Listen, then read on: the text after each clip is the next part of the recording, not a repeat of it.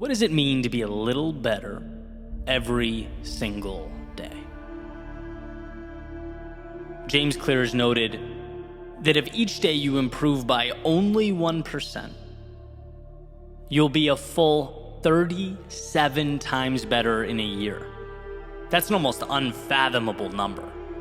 Unbelievable transformation. Imagine being 37 times better at what it is you're looking to improve on. 37 times more efficient or skilled. All because of a 1% per day commitment. Almost sounds too good to be true. Here's the catch though, 1% doesn't seem like much. Which is good, one might think. That should make it easier. Well, sort of.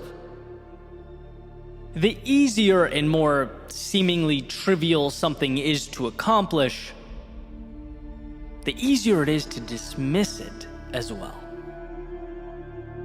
We've all been there that, maybe not today, maybe tomorrow. No big deal. We don't lose anything. And that's what we must learn to wrestle with. Right? Jim Rohn puts it this way. He says, being successful is easy. The issue is that being unsuccessful is easy too.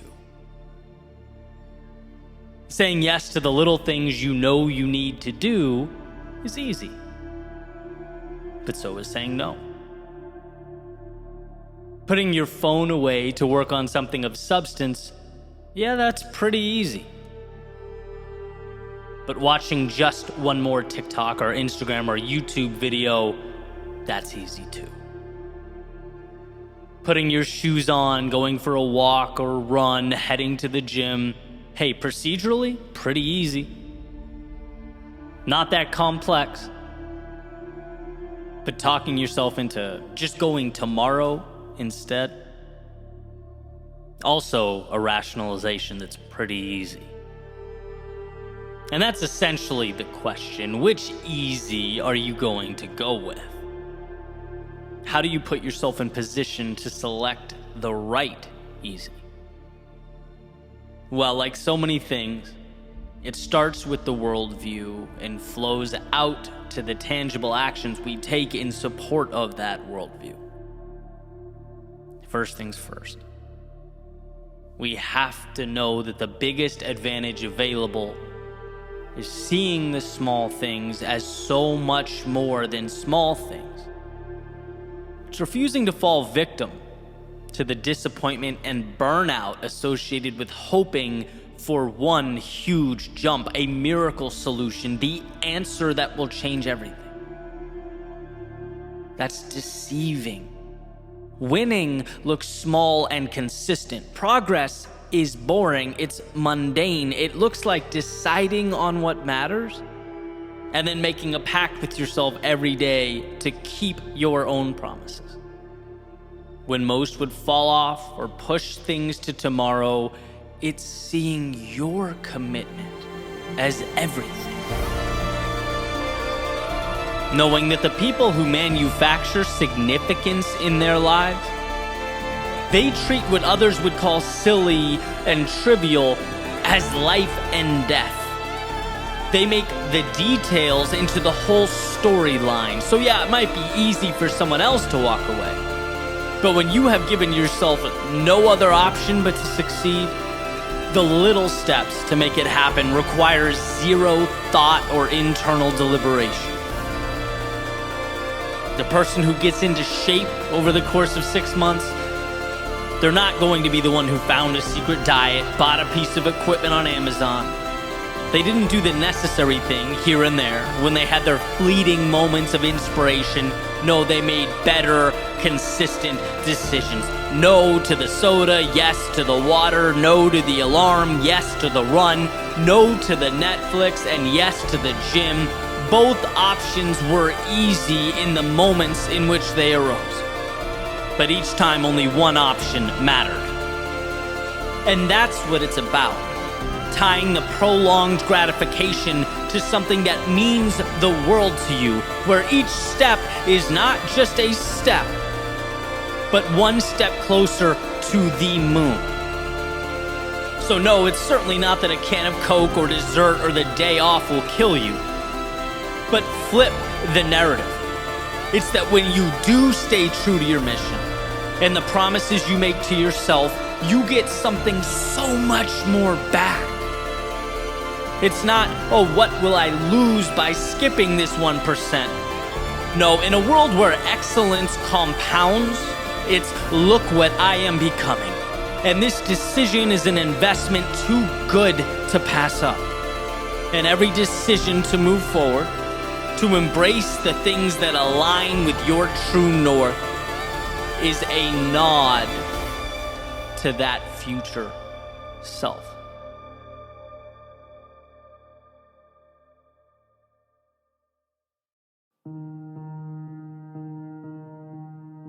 If you don't allow yourself to be vulnerable, you forfeit your greatness. If you don't risk failure, you have no shot at being the one who makes a statement. If you don't risk them laughing at you, you have no shot at them clapping for you. If you don't risk trading today for a future outcome that's uncertain, you'll never know the fortune that that future held. Yeah, being vulnerable, it's difficult. It's hard, it hurts, but it has to. It's the ocean that separates what you have from what you want. The mountain that stands between who you are and who you want to be. And being vulnerable, it means you stop looking at what can go wrong and you start thinking about what can go right. Because every question's a double-edged sword. Right? Do you release that song? Because it could flop, but it will also kickstart your dream. Do you make that first trip to the gym? Because you'll probably look like you have no clue what you're doing, but it could also lead you to feeling better about yourself than you ever have before. Do you apply for that promotion? Because you could be let down. But it could also lead to a career transformation. Do you see the dynamic here? Every major decision comes with risk, and that's why people avoid making them. Standing out, taking the road less traveled, they shake our deeply rooted desire to fit in, right at the foundation. They conflict like fire and water. See, so much of our stress comes from a need to belong, to preserve a reputation, to be cool. You want a fun experiment? Watch how fast being cool turns into mediocrity. It's doing the things that are not cool over and over again that constitute greatness. The ones who are different, bold, out there, they change things. The ones who are okay being called irrational, okay being laughed at, okay with failing and not getting it the first time around.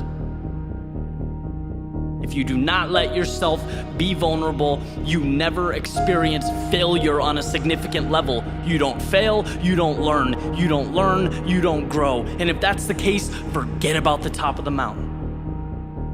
Safety, comfort, a flawless reputation gets you a nice seat at the bottom looking up at greatness. At those who saw the opportunity and were willing to take a chance.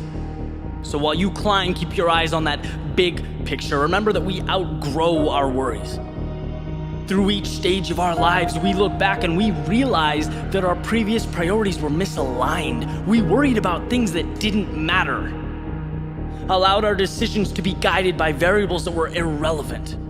And that's the beauty of risk. It escalates this realization. Pushes us further and further past the little things that mean less and less with each step taken. Your mistakes will not matter.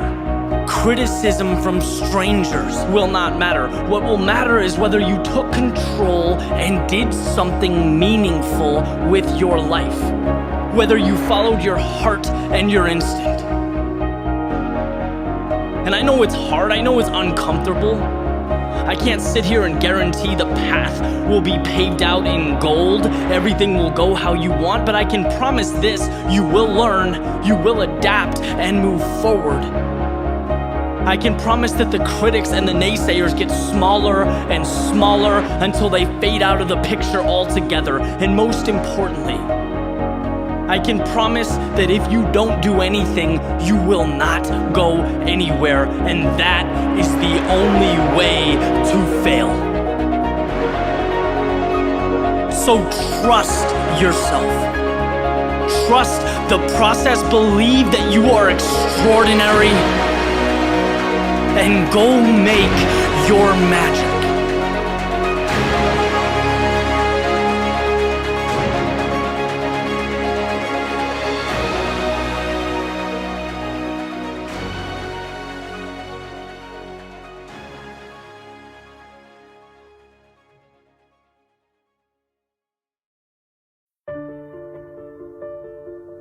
There's something incredible about the prospect of starting over. Not because you're unhappy with who you are, or because each step that brought you here wasn't perfect in its own unique way, but because somewhere deep down, we can feel the infinite. We know that when it comes to what's possible, we are a flicker of light in a galaxy of stars, waiting to take shape, find our way, to shine out across the very elements from which we came. See, beginning again simply means a new chapter. It means the next adventure. It's places you've never gone, people you've never met. It's stories untold and dreams still dancing around in your head. There's an old Dr. Seuss quote I remember as a kid. He said, "Sometimes you will never know the value of a moment until it becomes a memory." And turning the page on that chapter is, if nothing else, a temporary reminder that we are in the very moments we'll look back on and smile. It shines a spotlight on the people that mean the most, and reassures us that the small stuff just might be the big stuff. After all, life doesn't dwell on the heartbreak or the times we fell, but the times we got back up. The times we looked with confidence at the road ahead and smiled at the horizon as each fleeting moment is discovered for the very first time.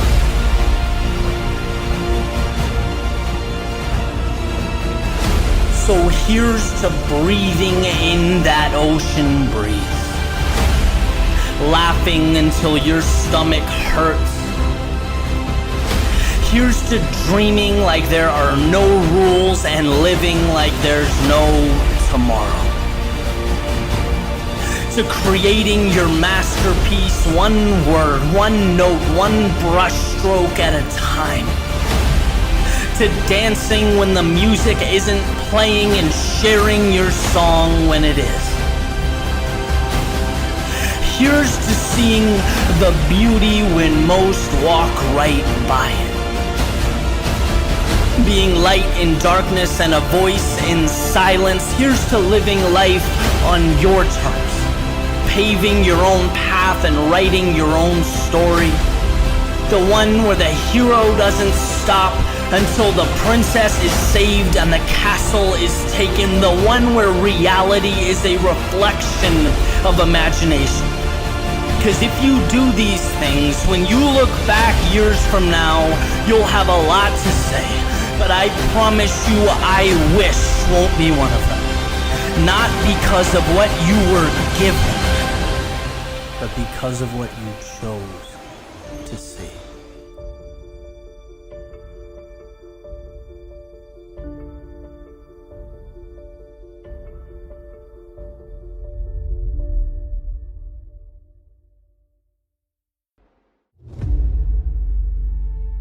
Do you ever wonder how much of you has materialized? Like, if what F. Scott Fitzgerald says is true and our lives are defined by opportunity, even the ones we miss, then how much remains in the ether? And I don't think it's about playing a game of what if. That would be endless. It would be self-defeating. No one's perfect. I don't even really think it's about making a right turn instead of a left. Because as long as you're moving, and moving with conviction, life ultimately brings you where you need to be. But more, my concern is the steps never brought to pavement. My ideas unhatched, my opportunities I either knowingly or unknowingly left on the shelf. Because it didn't seem real enough. Like a Broadway play between my ears that as a spectator I knew would end. After all, that's what stories do. How much of ourselves have we cast aside as simply the things we don't say out loud? At first, it's infinite. We've yet to be taught to limit because limits aren't things, they're ideas, and ideas must be adopted. That's why they say some of life's best things were done by people too ignorant to know they were impossible, too naive of the notion that they couldn't say them out loud. Then it's comparison. They have what I want, but it was meant for them and not me. How delusional to think I could have it. How crazy to think that life has yet to be written, and I am an author. My date is with normalcy in the box where I keep those things we don't say out loud, and then we look around and we see highlight reels, we see awards and vacations and smiles, but we don't stop to think maybe they're just like me. Maybe they're people who struggle and question themselves and doubt the road ahead. No, it must be the paths diverged. They took happiness and I took those things we don't say out loud. And then there's everyday life when things don't go as planned, when the world presents curveballs and you haven't learned to hit off speed, so you feel small and you feel inadequate and ill-equipped, and you could reach out, but that's not cool, that's not right. That's something that you don't say out loud, but we keep it in, like all in, and eventually it becomes the if-onlys and I wish I hads. It's the quiet envy gazing longingly towards those who just cared less, who realize maybe life's not as serious as we make it out to be, who turn thoughts to things not by burying but by embodying them. And maybe that's the trick, to unlock the gate, keeping your perceived reality from the possibility of a new one, the one you could create if only you promoted your fleeting thoughts to forward progress. See, dreams can fail to come to fruition in two places, in your head and outside of it. But at least outside it has a chance. At least outside you can take the common, normal, everyday background and make it the backdrop to your movie, where you play a lead role.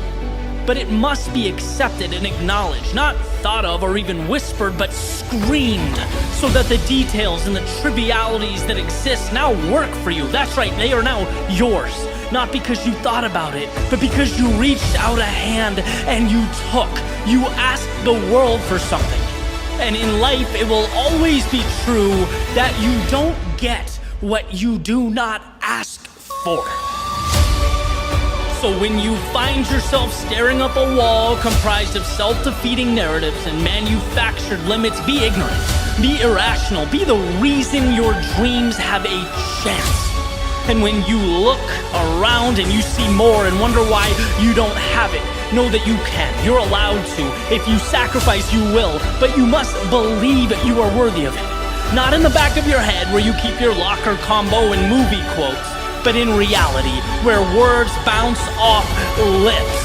And when you feel like life is treating you unfairly, like they're happier or have it better, know that life is peaks and valleys, not just for you, but for everyone. And how you internalize that and carry on makes the difference. And when you feel lost or stuck, you are not hopeless, but in progress, being broken down so that you can be reconstructed, stronger, better. Victory is not in hiding those struggles, but accepting them as the difference, as the reason you created the miraculous.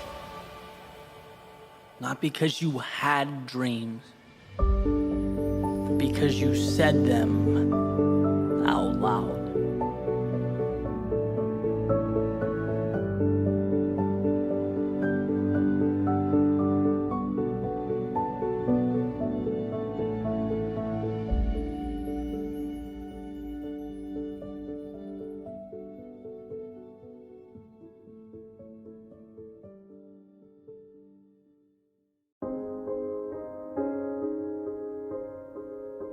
remember the little things.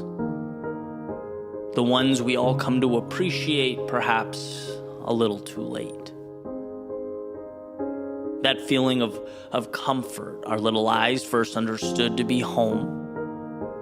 Those little conversations we still think about, the ones that shaped us. Those little stretches of time we thought would last forever, but to our surprise, had a final moment written into the story. Oh, those little things. I remember going to a concert in high school. It was at the Orpheum in Boston, Massachusetts. I went with two of my friends. Had an amazing time, and years and years have obviously passed, and recently I asked myself, what is it I remember about that day? Why is it such a powerful moment for me? And interestingly enough, I don't remember any of the songs that were sung or how well they were played. I don't remember what I bought or what I wore or what teenage troubles I was going through at the time. No, years later, I remember how it felt to stand there in the center of that theater. Color of the lights filling up the room, the bass drum resonating in my chest, aligning with my heartbeat, the people I was with. And the funny thing is, 17-year-old me had no clue he was driving into the city for a night he'd remember forever, but not because of the music. No, because of a feeling. Because he would spend the time with the same people he would have hung out with anyway at home. And perhaps subconsciously I knew, perhaps we all do, but at the time, it all felt like details. At the time, they were simply included in the story, a buy one, get one, if you will. Oh, how they hide themselves, those little things. In a way, it's not too different from the oxygen we breathe in and breathe out, intertwined in everyday life, necessary to carry on, to grow, to evolve, yet only missed when it's gone. We don't think about the air we breathe unless, of course, we are submerged and without it. So why does this matter? Why put this thought to paper? Well, because to use my previous concert hall metaphor, I've spent so much of my life thinking about the stage presence, the accuracy of the notes, the visual appearances, the wrong things. It seemed intuitive, overwhelmingly obvious, but now they're just reminders. How easily we can walk on what matters to get our hands on what doesn't. Do we know what's important? Do we know what we hold dear? Do we think enough about those little things? Every time the caller ID says mom or dad or nana banana, when my little brother and sister get new apartments, jobs, promotions, start navigating this crazy world, every time I open my laptop and get to bleed my thoughts onto a blank page over a cup of coffee and a sunrise, running around random towns across this country with my best friends, bringing ideas to life. See, the now tells you they are nice things, happy things, lovely things. But it doesn't let you in on the greatest secret of all. Those little things just might be everything. So see them while you're in them and hold on tight.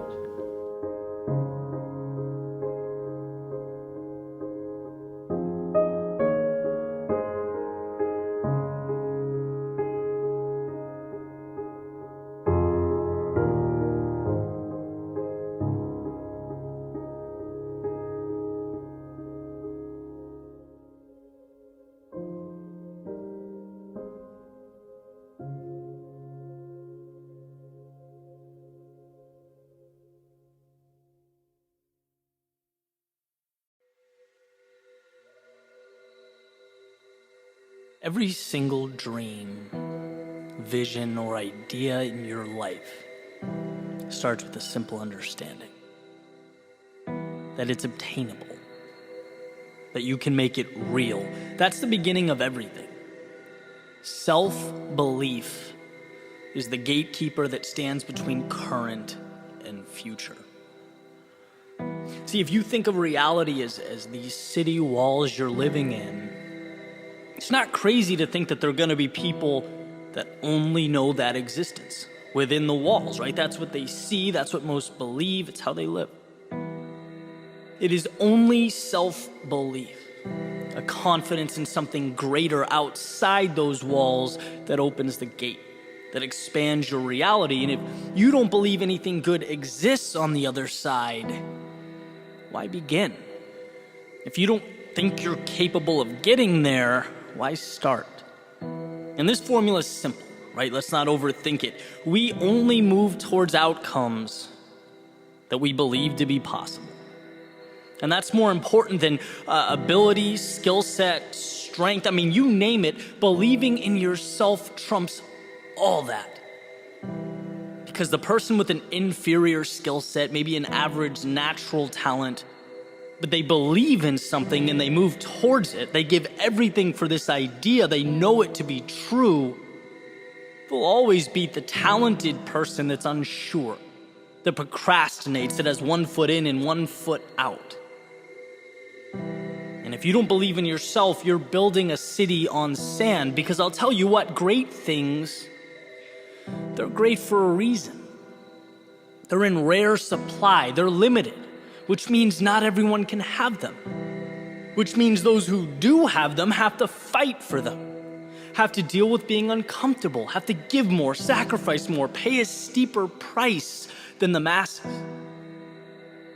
And if you don't look in the mirror, stare yourself in the face and know you are one of those select few, what's going to happen when life kicks back at you? You'll fold. You'll resort back to what you know. You'll flee the battle for safety, security, and comfort.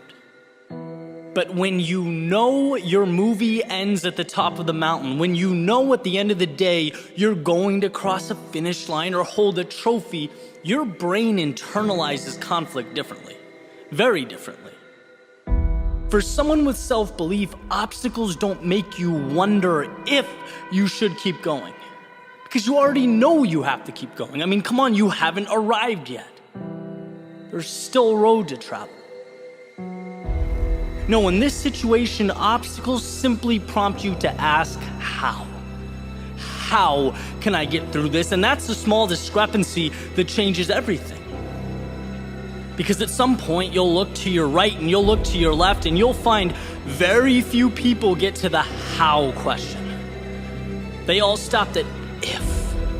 I wonder if I can do this. I wonder if I'm capable. Well, they'll never know.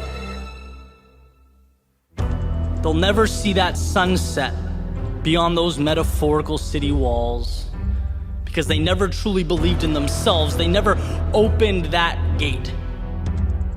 Look, I went through 16 years of education without a teacher or professor telling me, Eddie, 99% of life is just believing in yourself to figure challenges out as they come, to figure life out as it comes. That's it.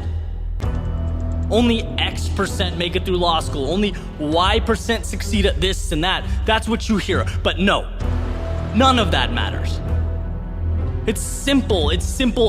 Most of the world quits when things get challenging. If you don't, if you have the courage to believe and trust in yourself, you'll succeed. Why? Because you won't stop until you find a way. That's the power of self-belief. It's not quantum physics. It's not complex. You know, at one point, I didn't think I could make a living outside of a cubicle or office building. Then I saw others do it. And for the first time in my life, I believed it was possible. I changed my actions to support my beliefs, and here we are. At one point, I didn't think certain financial goals were reality. I didn't know about a free, flexible lifestyle. I wasn't aware of the type of relationships that would change my life. Why? Because they existed outside those city walls. I didn't believe they were real. I didn't believe in myself to create them, to make them in my own life. But with the change in belief comes a change in reality. You will always follow through on who you believe you are. So let's go back to that mirror visualization. At some point today, look at your reflection and think about nothing but what I'm about to tell you. Everything you need, you have. I promise you, you are equipped to change your life, the lives of everyone around you, and the world in which you exist. So take that fact, feel it, and never ask it again. From now on, the question is how. Your fate is not a coin flip, it's a puzzle. It's about arranging the pieces. And those two eyes looking back at you are more than capable of figuring that out. Ask simply, do you want it? And if yes, open that front door, take that first step, and inject yourself into a journey that will be unlike anything you've ever experienced before. A journey where you have the answers, the aptitude, and now the self-belief. And when you find yourself in the lowest of lows or the darkest of nights, find solace in that fact that will be more than enough to get you to dawn.